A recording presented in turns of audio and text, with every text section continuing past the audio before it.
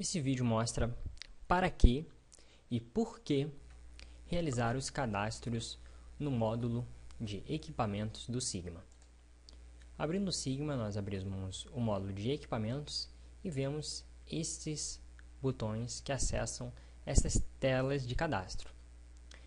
Então nós vamos entender por que e para que cadastrar cada um desses itens aqui. Primeiramente, quando nós precisamos gerenciar os ativos, nós precisamos saber onde eles estão. Isso é uma questão de facilitar a localização desses equipamentos em campo pelos mantenedores, e também é importante definir quais são os equipamentos ou quais são os setores da empresa que mais demandam a mão de obra, o custo da manutenção, e quais que menos demandam essa mão de obra e esse custo. Para realizar este mapeamento, nós utilizamos 4 níveis: departamento, setor, processo e célula. Por exemplo, se eu sou um planejador que trabalha numa indústria e o que eu vou fazer? Eu quero dividir a minha empresa toda em departamentos, setores, processos e células, para que fique mais fácil de localizar esses equipamentos tanto no sistema quanto em campo. Por exemplo, quebrou um equipamento no setor de corte, né? É um motor no setor de corte que quebrou. Ok, como é que eu vou localizar ele dentro do meu sistema? Eu posso fazer um filtro pelo setor de corte e assim achar só os motores do setor de corte. Então, esse é um motivo, né? E futuramente também é possível tirar relatórios gráficos que mostrem quantas OS eu tive em cada departamento, qual foi o custo em cada departamento, quantas horas eu trabalhei em cada departamento, em cada setor, enfim. Tudo que eu preencher, depois eu consigo tirar relatórios estratificando informações que vieram depois de OS. Então, esse é o motivo por que nós usamos esses níveis aqui. Tá? Outra pergunta também muito recorrente é: quantos níveis utilizar? Né? Tem empresas que utilizam 7 níveis de estrutura, tem empresas que utilizam 2, né? Tem empresas que utilizam 3. O Sigma nós oferecemos 4 níveis estruturais, né? E depois disso as máquinas, os tags e equipamentos. Então, olhe para a sua empresa e verifique como ela é dividida hoje, como as pessoas chamam os setores.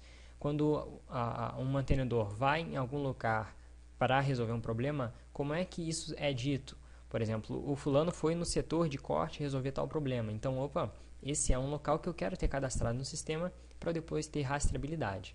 Então, verifique, faça um rascunho da sua empresa no papel, divida ela em departamentos e setores, veja quantos níveis você vai chegar no papel e depois disso sim decida como aplicar isso no Sigma. Bom, nós falaremos mais sobre departamentos, setores, processos e células mais adiante. Centro de custo. O centro de custo é utilizado quando nós queremos usar a mesma estrutura de centro de custo que nós já temos na nossa empresa no Sigma, para que fique mais fácil depois extrair relatórios de custo em relação ao centro de custo. Não necessariamente os centros de custos vão ser correspondentes aos departamentos e setores. Pode ser que um centro de custo tenha máquinas em 2 setores, de acordo com a estruturação atual da minha empresa. Então, o centro de custo é isolado e independente desses 4 níveis estruturais. Ok, o que mais nós queremos saber sobre as máquinas? Nós queremos saber características técnicas delas. Nós queremos saber qual é o modelo do rolamento que vai naquele motor. Nós queremos saber qual é a potência, qual é o número de polos de um determinado motor. Nós queremos informação técnica no sistema para que quando nós precisemos dessa informação, a gente não precise recorrer a manuais, achar informação em outro lugar. E para isso nós utilizamos o cadastro de famílias e ficha técnica. O cadastro de família vai permitir eu caracterizar quais são os grupos de ativos que eu tenho, de acordo com as suas semelhanças construtivas. Por exemplo, eu sou uma empresa que tem motores, empilhadeiras, compressores, injetores e assim vai, né? Então, o que eu vou fazer? Eu vou criar famílias de ativos e eu vou atribuir às máquinas, aos tags e aos equipamentos, estas famílias. Para quê? Para que depois eu crie fichas técnicas específicas para cada família diferente. Por exemplo, a ficha de um motor, como é que ela vai ser? Ela vai ter qual é o modelo do rolamento dianteiro, rolamento traseiro, ela vai ter qual é a potência e uma série de informações. Já a ficha técnica de uma injetora, ela vai ter informações diferentes. Já a ficha técnica de um ar-condicionado vai ter informações também diferentes. Então, nós vamos precisar da família para definir quais são os grupos, injetoras, motores, ar-condicionado e assim vai. E nós vamos usar a ficha técnica para caracterizar esses equipamentos da forma como for melhor para nós. Então, a ficha técnica serve para isso, quando eu quero detalhes, quando eu quero informação técnica disponível no sistema, sem precisar acessar outro lugar fora do sistema, eu vou utilizar a ficha técnica. Ok, então nós já definimos onde as máquinas estão, qual é o centro de custo delas e como elas são. Nós temos a ficha técnica para isso. O que mais nós temos para caracterizar as máquinas? Nós temos a caracterização dos defeitos que ocorrem nessas máquinas, né? Por exemplo, eu tenho uma máquina que quando ela quebra, ela tem tal característica, tal modo de falhas, ou tais modos de falhas. Eu vou querer listar esses modos de falhas no sistema para que depois eu tire informações quantitativas relacionadas a esses modos de falha. Por exemplo, eu quero saber quantas vezes aquela máquina ela parou por uma quebra no rolamento. Eu quero saber quantas vezes ela parou por uma falha de tal característica. Então, eu vou cadastrar essas características de uma forma estruturada aqui, em sintomas, defeitos, causa e solução. A gente vai falar mais sobre isso em outros vídeos, né? E depois disso eu vou conseguir saber o seguinte: olha, quando essa máquina ela tem a quebra por rolamento, se eu somar todas as OS onde quebrou o rolamento, eu tenho, por exemplo, R$13.000 de custo. Então, isso é uma informação relevante. É muito melhor eu saber informações dessa forma do que eu saber, por exemplo, só um custo total de uma máquina. Na verdade, aqui eu já vou saber não somente qual é o custo total de quebra dela, mas eu vou saber esse custo estratificado pelos modos de falha, pelos sintomas, pelos defeitos, pela causa e pela solução. Bom, o que mais nós temos? Então, nós definimos onde a máquina é, onde a máquina está, quais são as suas características técnicas e como elas quebram, né? Isso é muito importante. Agora, eu também preciso saber o seguinte: como é essa máquina por dentro, né? Como é esse ativo por dentro. Por exemplo, uma indústria de papel tem máquinas de papéis que são grandes, tem um número de componentes elevado, né? Tem um número de sistemas elevado. Como é que eu sei, como é que eu estratifico a informação de quebra nessa máquina toda para que eu saiba o ponto que está quebrando ou o ponto que preciso fazer preventiva é aquele e não aquele outro, né? O ponto que o mantenedor foi trabalhar foi aquele, e é ali que o problema está se repetindo, né? E não aquele outro. Eu preciso estratificar, eu preciso abrir essa máquina. Então, para isso, eu utilizo tag e equipamento. Os tags são sistemas da máquina. É como se eu pegasse uma máquina e dividisse ela em sistemas imaginários. Por exemplo, eu tenho o meu carro e eu tenho um sistema elétrico, né?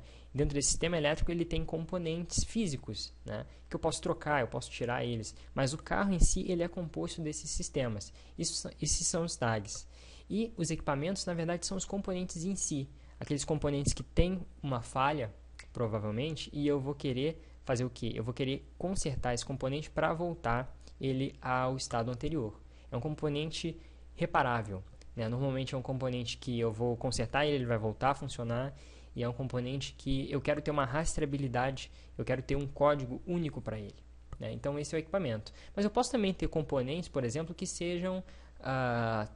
eu faço a troca deles, eu nunca conserte eles, na verdade, né? Esses componentes eu vou cadastrar como peças, porque quando eu trocar ele, eu vou lançar essa troca no sistema, e aí o sistema vai contabilizar o custo, e depois eu posso saber, por exemplo, quanto eu troquei em determinada peça, né? Então, ou seja... Para que nós estamos utilizando esse módulo? Nós estamos utilizando ele para saber onde as máquinas estão, caracterizar isso por departamentos, setores. Também posso caracterizar por clientes. Eu não quero que seja departamento. Tudo bem, você pode dar o nome desse nível de cliente. Aqui eu não quero que seja setor, eu quero que seja divisão. Pode ser divisão, né? E assim vai. Os nomes do Sigma a gente consegue alterar. E depois disso eu quero saber como essas máquinas são, eu quero saber como elas quebram, né, quais são os modos de falha, e eu quero saber como elas são por dentro, porque eu posso rastrear as falhas dentro dessa própria máquina. Eu também posso planejar a minha manutenção dentro dela. Por exemplo, eu quero fazer um calendário de manutenção onde eu digo exatamente qual é o motor que vai sofrer a manutenção. Eu não quero falar só da máquina, eu quero tratar componentes específicos. Então, eu posso fazer programação de manutenção também para esses níveis aqui. Bom, o que mais nós temos aqui? Então, nós sabemos onde a máquina está, como ela quebra e como ela é por dentro. Então, além disso, nós podemos saber também, né, normas relacionadas a essa máquina, mapoteca, né, desenhos que eu posso ter relacionados a ela, malhas, que são interligações de tags, né, muito utilizado para o modo de calibração, e outras ferramentas também que eu tenho, por exemplo, o algoritmo de criticidade, para eu definir como é que é a prioridade quando eu tenho duas máquinas quebradas ao mesmo tempo. Qual é a máquina mais crítica, qual é a menos crítica, né? Qual é o tipo de manutenção que eu vou privilegiar numa máquina e na outra, dependendo das suas características. Eu vou utilizar o algoritmo de criticidade para definir isso de uma forma estruturada. E também nós temos outras ferramentas, né, que são utilizadas no dia a dia, por exemplo, a transferência. Eu quero transferir um equipamento motor de uma máquina para outra, quero registrar isso no sistema, né, eu uso transferência. Eu quero gerar tags de uma forma mais rápida, né, eu quero ver como é que é a hierarquia de tags dentro da minha máquina. Eu uso gerador de tags, hierarquias.